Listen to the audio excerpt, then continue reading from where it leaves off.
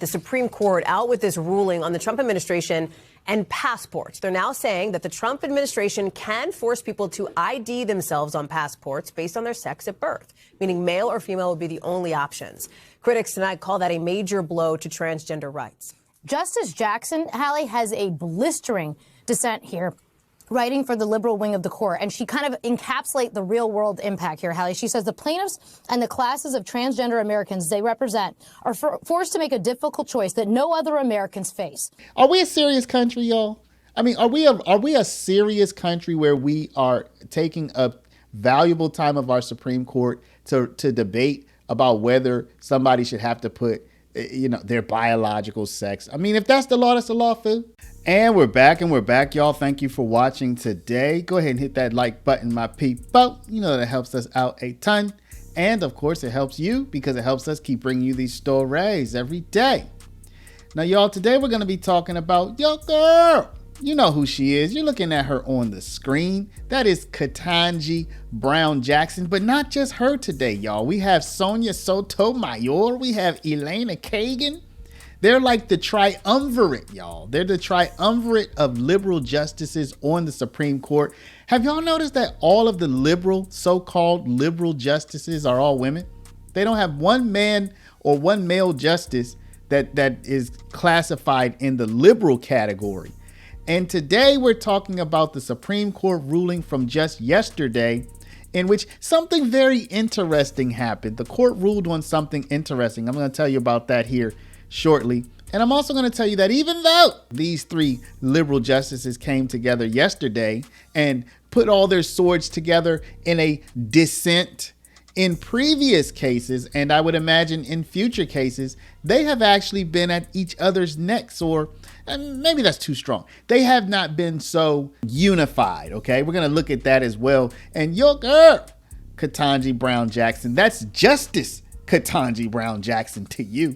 She has been out all by her lonesome, y'all. We've chronicled this in different videos, and there's a Daily Beast article about that says women of Supreme Court civil war laid bare in bombshell report. So we're going to be taking a look at that as well. But first, y'all, let's take a look at yesterday's ruling. And it makes me feel like we're not really a serious country anymore, y'all. Things have gotten so good. Things have gotten so good in the United States that we just find the smallest little nitpicky things to worry about and to argue about. That is my take on it. We have it so good in this country that we can argue about the most ridiculous little things. Like, well, you're about to see, y'all. Let's take a look. But before we do, y'all, we are launching our official Patreon.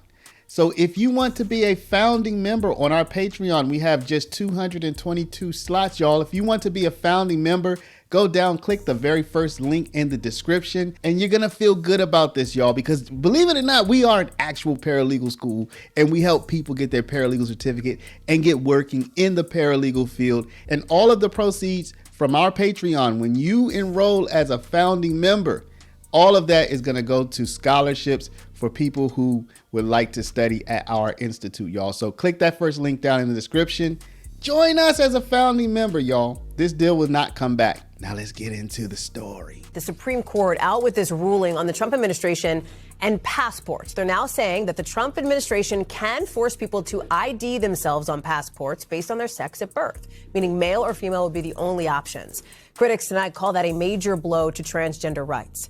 The court writing in the order that displaying passport holders' sex at birth no more offends equal protection principles than displaying their country of birth. In both cases, they write, the government is merely attesting to a historical fact without subjecting anyone to differential treatment. Let's bring in Laura Jarrett now. And that felt like it is perhaps at the crux of this idea of whether equal protection rights were violated with the Trump administration's moves. What does it mean in practical terms moving forward for example, transgender people, for people looking to identify themselves on their passport? Yeah, Hallie, this is a super revealing decision for two reasons. One, because as you say, I think it gives a pretty good window into how the conservative majority views trans rights more generally. Even though this is just on a temporary basis and just as it relates to passports, some of the language there I think is pretty frank and strong and gives a pretty candid view.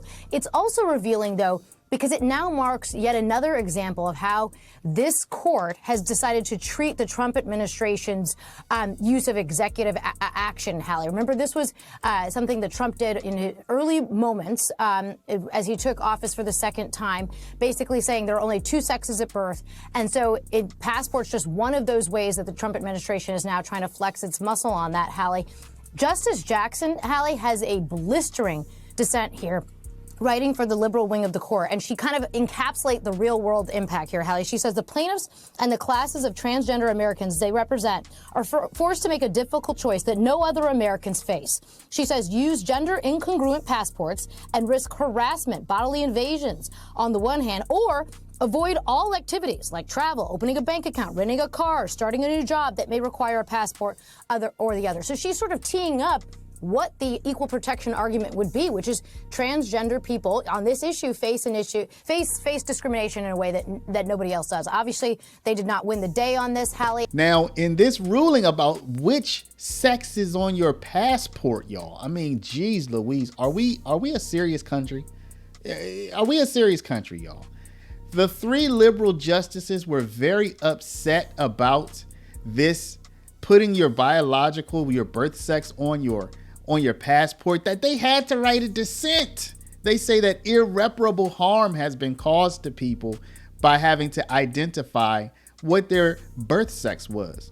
Justice Ketanji Brown Jackson torched the conservative colleagues on the Supreme Court and accused them of being at President Donald Trump's beck and call.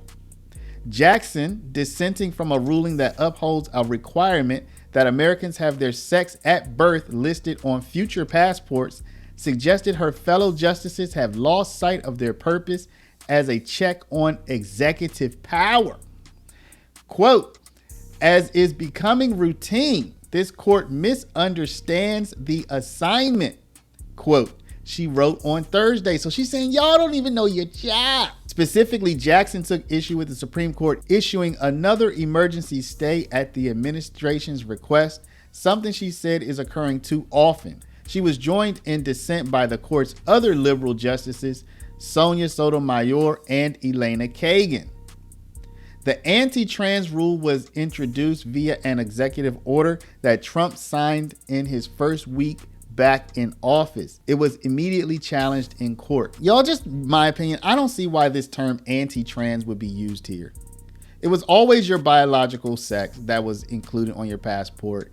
It's not anti-anybody. It's just, what is your biological sex? It's a neutral question that has nothing to do with anybody's gender identity. Never did. And so it's not anti-anybody. The Trump administration requested an expedited ruling from the Supreme Court after losing challenges in the lower courts.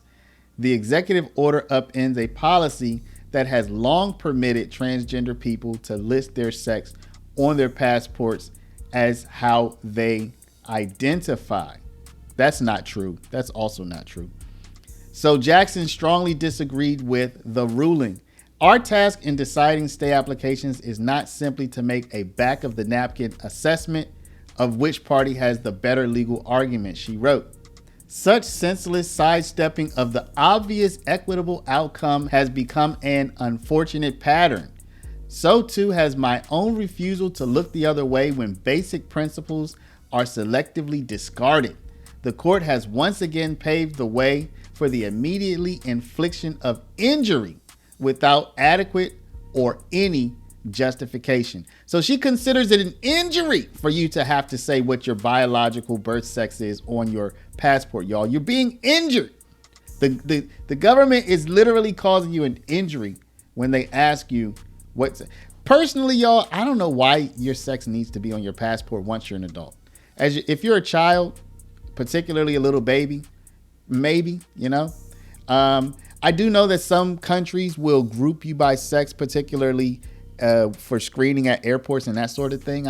Maybe there's a reason for that reason, but I don't know why that needs to be on there at all, frankly. Jackson further described the ruling as being pointless but painful preservation of our equitable discretion. So y'all, that is Justice Ketanji Brown Jackson and the other two liberal justices' point of view.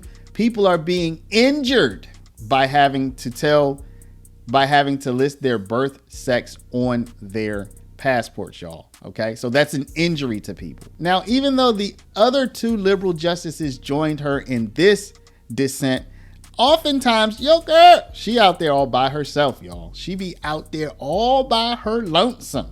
This Daily Beast article here talks about that. It says, outnumbered and outgunned, the Supreme Court's three liberal justices have increasingly found themselves on different pages when it comes to Donald Trump. According to a bombshell report in the New York Times on Friday, Justice Elena Kagan has long sought to influence her conservative colleagues with diplomatic maneuvers behind the scenes. That sounds like something I would do if I were in her position. Justice Ketanji Brown Jackson has meanwhile opted for a more publicly outspoken approach. In other words, she be out there by her lonesome. And then Justice Sonia Sotomayor remains something of a bridge between the two. While Kagan and Sotomayor are apparently worried that Jackson's fiery dissent could limit their sway with the conservative center, they reportedly share her sense of growing despair. Quote, for years, the court has moved right. Justice Kagan has agonized over whether to be more confrontational, confidants say, and has mostly concluded that to be effective, she must be careful about rocking the boat. That's what the New York Times reported. But in recent months, Justice Kagan's liberal colleague, Justice Ketanji Brown Jackson, has started warning the public that the boat is sinking. Those warnings have increasingly taken the form of fiery dissenting opinions, as well as pointed tone during oral arguments. Quote, I'm not afraid to use my voice, Jackson reportedly told lawyers at an Indianapolis event earlier in July. The current makeup of the court means that you are sometimes in the minority. Sometimes. How do you decide when you're going to issue a dissent? You know, I dissent, well, first of all, just in terms of the sheer mechanics. There are 9 justices on the court, and when we do our conference vote, we know within a few days of the oral argument how the court has voted in a case. And sometimes it'll take months for us to get the opinion out, but we know internally. And the most senior, the justice with the most seniority on the majority side and on the minority side is responsible for making the assignments. So, you know, in a case that we have a lot of unanimity actually in a lot of our cases, but in a split decision, let's say it's a 6-3 decision with, you know, me, Justice Sotomayor, and Justice Kagan in the minority, Justice Sotomayor will decide who's going to write the dissent, the principal dissent. Sometimes she will assign one to me. It just depends on the way in which the cases are breaking down. But then there are some times when, even after the principal dissent is written, I have a slightly different perspective or a different take on something, or this is an issue of particular importance to me for whatever reason, where I will say, forgive me, Justice Sotomayor, but I need to write on this case. And it's because I feel like I might have something to offer and something to add, and I'm not afraid to use my voice.